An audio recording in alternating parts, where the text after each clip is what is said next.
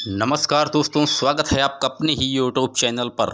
आज हम बात करेंगे डियर एक ऐसे प्रैक्टिस सेट की जो कि हिंदी भाषा से रिलेटेड करता है और इसमें टॉप 20 महत्वपूर्ण प्रश्न इंक्लूड किए गए हैं। ये वीडियो आपको समस्त शिक्षक भर्ती एग्जाम के लिए रामबाण साबित होगा। आप यूपी टेट की प्रिपरेशन कर रहे हैं या सुपर टेट देंगे या सीटेट का एग्जाम देंगे डियर, तो ये वीडियो बिल्कुल शिद्दत से अंत तक वॉच कीजिएगा। पहली बार आए हैं वीडियो को अगर अच्छा लगे तो सब्सक्राइब कर लीजिएगा चैनल को, वीडियो को अपने फ्रेंड सर्कल में जरूर शेयर कीजिएगा।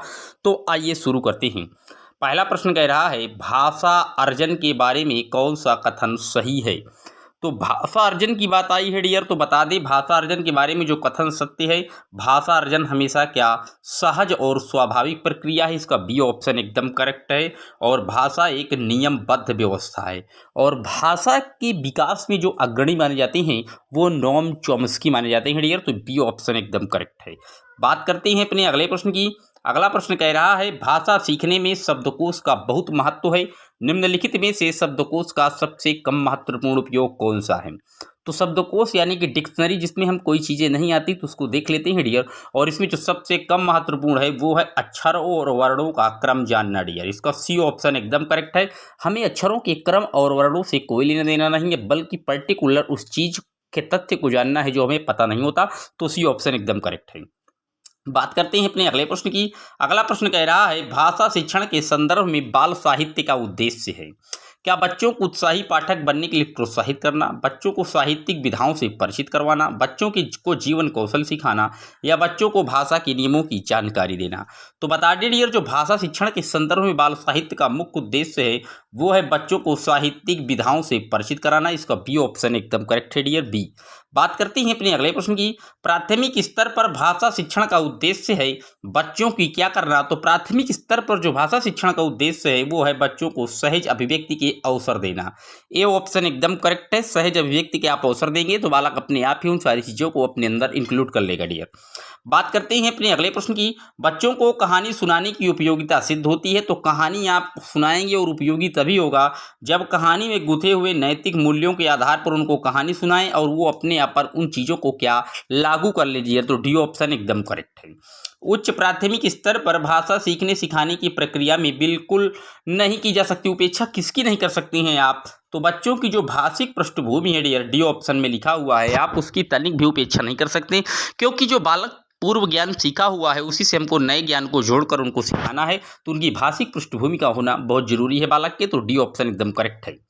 महेंद्र में कौन सी संधि है। तो महेंद्र में जो है डियर ये गुण संधि है। अगर इसका संधि विच्छेद करेंगे तो महा प्लस इंद्र होता है डियर, और महा प्लस इंद्र यानी महेंद्र, गुण संधि, बी ऑप्शन एकदम करेक्ट है। हस्ताक्षर में कौन सा वचन है। तो हस्ताक्षर में बी ऑप्शन में बहुवचन लिखा है, वही सही है। हस्ताक्षर हो, प्राण हो, दर्शन हो, क्या ये हमेशा बहुवचन में ही प्रयुक्त किए जाते हैं। हस्ताक्षर, प्राण, दर्शन, आंसू, ये कुछ चीज़ें हैं जो हमेशा बहुवचन में ही इंक्लूड होती है डियर, तो बी ऑप्शन एकदम करेक्ट है। पियाजे के अनुसार भाषा अन्य संज्ञानात्मक तंत्रों की भांति परिवेश के साथ डैश डैश के माध्यम से विकसित होती है। तो पियाजे ने संज्ञानात्मक तंत्रों की भांति परिवेश के साथ क्या अंतःक्रिया से ही माध्यम से भाषा डेवलप्ड होती है। इसका सी ऑप्शन एकदम करेक्ट है। पियाजे जीन पियाजे स्विट्जरलैंड के महान मनोवैज्ञानिक थे। इन्होंने अपनी ही पालिकाओं पर सारे प्रयोग कर दिए थे और उन्होंने वैधिक विकास की 4 प्रमुख अवस्थाएं बताई थी डियर, तो नोट कर लीजिएगा। कहानी सुनते समय बच्चे कहानी के लंबे लंबे वाक्यों से घबराते नहीं हैं, बशर्ते वाक्य क्या हों। तो वाक्य क्या हों, सार्थक तथा मजेदार हों या जोर से बोले गए हों या पहले सुने गए हों या सीधे व सरल हों। तो डियर जो कहानी सुनते हैं बच्चों के लंबे लंबे वाक्यों से घबराते नहीं हैं वो क्या हों, वो सार्थक भी हों और मजेदार भी हों, कहानी में रस भी हो, तभी तो बालक सीखेंगे डियर, तो ए ऑप्शन एकदम करेक्ट है। कविता शिक्षण में आप सर्वाधिक महत्व किसे देंगे। तो कविता में जो आप सर्वाधिक महत्व देंगे वो कविता का भावपूर्ण पठन और रसानुभूति को देंगे डियर, इसका सी ऑप्शन एकदम करेक्ट है। कविता शिक्षण की विधि है, तो कविता शिक्षण की जो विधि है डियर वो अर्थबोध प्रणाली है, बी ऑप्शन एकदम करेक्ट होगा डियर। भाषा के आधारभूत कौशल, तो भाषा के जो आधारभूत कौशल होते हैं डियर वो अंतः संबंधित होते हैं, बी ऑप्शन एकदम करेक्ट है। अब भाषा के आधारभूत कौशल कौन से, तो चार होते हैं। शुभपाली यानी कि सुनना, बोलना, पढ़ना और लिखना, ये भाषा के 4 कौशल माने गए हैं डियर। बात करते हैं अपने अगले प्रश्न की। भाषा कौशल के संबंध में कौन सा कथन सही नहीं है। तो भाषा कौशल एक क्रम में ही अर्जित किए जाते हैं, ये बात गलत है। हम भाषा कौशल को एक ही क्रम में अर्जित नहीं करते, बल्कि ये अंतः संबंधित होते हैं और हम इनको सीखते रहते हैं डियर। तो सी ऑप्शन एकदम करेक्ट है। बालकों की कठिनाई का पता लगाने की विधि कौन सी है? तो बालक में कोई कमी है तो उसका पता हम निदानात्मक विधि से ही लगाते हैं डियर। बी ऑप्शन एकदम करेक्ट है। और इसके बाद हम पता लगाने के बाद उसका उपचार करते हैं उपचारात्मक विधि से। तो बी ऑप्शन एकदम राइट होगा डियर। मौखिक अभिव्यक्ति की विशेषता है तो स्पष्टता, मधुरता और शिष्टता, ये तीनों ही मौखिक जो है व्यक्ति की विशेषता है। तो इसका डी ऑप्शन एकदम करेक्ट है डियर। मौखिक अभिव्यक्ति को सफल बनाते हैं तो मौखिक अभिव्यक्ति को जो आप सफल बनाएंगे वो भाषा, विषय वस्तु और प्रस्तुतिकरण के माध्यम से सफल बना देंगे डियर। इसका ए ऑप्शन एकदम करेक्ट है डियर। चैनल पर पहली बार आए हैं, वीडियो अच्छा लगा है तो एक बार सब्सक्राइब करिएगा और शेयर भी कीजिएगा डियर। बात करते हैं अगले प्रश्न की। निम्नलिखित में से मौखिक अभिव्यक्ति का रूप है तो आशुभाषण है। अब आशुभाषण क्या होता है आपके माइंड में आया होगा तो बता दें डियर। जब आप मान लीजिए विद्यालय गए और विद्यालय में कोई फंक्शन का आयोजन है और आपको तत्काल सूचना दी गई कि आइए आप इस आयोजन के बारे में 2-4 लाइनें बोलिए, तो आपको पहले से पता नहीं है, आप उसी समय जो तत्काल क्रिएटिविटी, थिंकिंग एबिलिटी को प्रोड्यूस करके उसके बारे में बोल देते हैं, वही आशुभाषण कहलाता है डियर। तो इसका डी ऑप्शन एकदम करेक्ट है।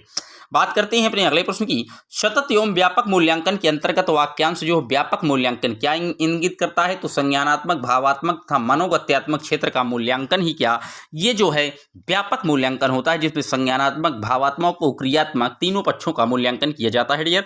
बात करते हैं आज के अगले और अंतिम प्रश्न की। छात्रों की सृजनात्मकता का सही मूल्यांकन किस प्रकार संभव है? तो छात्रों की जो सृजनात्मकता का मूल्यांकन आप संभव करेंगे तो वो जो है मुक्त अंत वाले प्रश्नों द्वारा ही कर पाएंगे। मुक्त अंत यानी कि सृजनात्मकता इसमें आएगी, इसमें कोई लिमिट नहीं होगी। आपको कोई एक टॉपिक दे दिया गया, मान लीजिए गांधी जी पर आपको निबंध लिखना है, तो हर बालक का अलग अलग होगा, वो अपनी से कुछ ना कुछ क्रिएटिविटी, थिंकिंग एबिलिटी को प्रोड्यूस करेगा और अपने विचारों को उसके अंदर जो है डालेगा डियर। तो ऐसे ही आप सृजनात्मकता का सही मूल्यांकन कर पाएंगे। इसका ए ऑप्शन एकदम करेक्ट था। ये टॉप महत्वपूर्ण 20 प्रश्न थे जो कि हिंदी भाषा से थे। ये समस्त शिक्षक भर्ती एग्जाम के लिए रामबाण साबित होंगे। तो वीडियो पर पहली बार आए हैं तो 1-2 बार वीडियो को रिपीट करके जरूर देख लीजिएगा और वादा करता हूं कि आपको यहां से प्रश्न जरूर समझ में मिलेंगे आपको एग्जाम में। चैनल पर पहली बार आए हैं, सब्सक्राइब कर लीजिएगा, वीडियो को अपने फ्रेंड सर्किल के साथ जरूर शेयर कीजिएगा। मिलेंगे जल्द ही आपसे एक और वीडियो में, तब तक ले जय हिंद, जय Bharat. Thanks for watching my video.